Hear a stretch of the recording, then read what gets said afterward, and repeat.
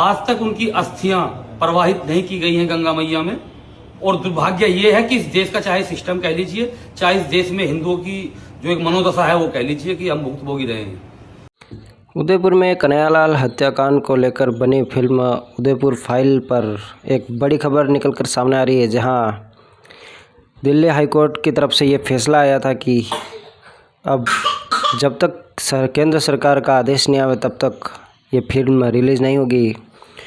उस पर परिवार बहुत दुखी हुआ और उसी के कारण उपदेश राणा ने जो कुछ कहा, उपदेश राणा उदयपुर पर आए और उन्होंने क्या कुछ कहा, उनसे परिवार से भेंट करी और कन्हैयालाल के पत्नी और साथ ही दोनों बेटों से मुलाकात करी और मुलाकात में क्या कुछ कहा जो हम इस वीडियो में दिखाएंगे। उससे पहले अगर आप हमारे चैनल पे नए हो तो चैनल को सब्सक्राइब करके वीडियो को ज़्यादा से ज़्यादा शेयर ज़रूर कर देना।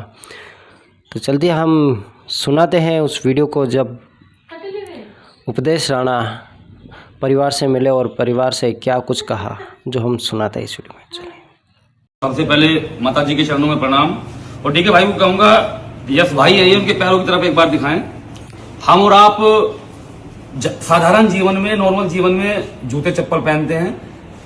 ये उन कन्हैयालाल के पुत्र हैं जिनका सिर्फ ये दोस्त था कि वो अपनी आजीविका चलाने के लिए अपना काम करते थे उदयपुर में दर्जी का, सभी को याद होगा। ये उनके सुपुत्र हैं और ये दुर्भाग्य है कि आज तक उनकी अस्थियां प्रवाहित नहीं की गई हैं गंगा मैया में। और दुर्भाग्य ये है कि इस देश का चाहे सिस्टम कह लीजिए, चाहे इस देश में हिंदुओं की जो एक मनोदशा है वो कह लीजिए कि हम भुक्तभोगी रहे हैं। यस भाई ने कसम खाई हुई है कि जब तक मेरे पापा के दरिंदों को फांसी पर नहीं लटका दिया जाएगा तब तक वो चप्पल जूते नहीं पहनेंगे। सबसे पहले माता जी के चरणों में प्रणाम। और ठीक है भाई को कहूंगा, यस भाई आइए उनके पैरों की तरफ एक बार दिखाएं। हम और आप साधारण जीवन में, नॉर्मल जीवन में जूते चप्पल पहनते हैं। ये उन कन्हैयालाल के पुत्र हैं जिनका सिर्फ ये दोस्त था कि वो अपनी आजीविका चलाने के लिए अपना काम करते थे उदयपुर में दर्जी का, सभी को याद होगा। ये उनके सुपुत्र हैं और ये दुर्भाग्य है कि आज तक उनकी अस्थियां प्रवाहित नहीं की गई हैं गंगा मैया में। और दुर्भाग्य ये है कि इस देश का चाहे सिस्टम कह लीजिए, चाहे इस देश में हिंदुओं की जो एक मनोदशा है वो कह लीजिए कि हम भुक्तभोगी रहे हैं। यस भाई ने कसम खाई हुई है कि जब तक मेरे पापा के दरिंदों को फांसी पर नहीं लटका दिया जाएगा तब तक वो चप्पल जूते नहीं पहनेंगे।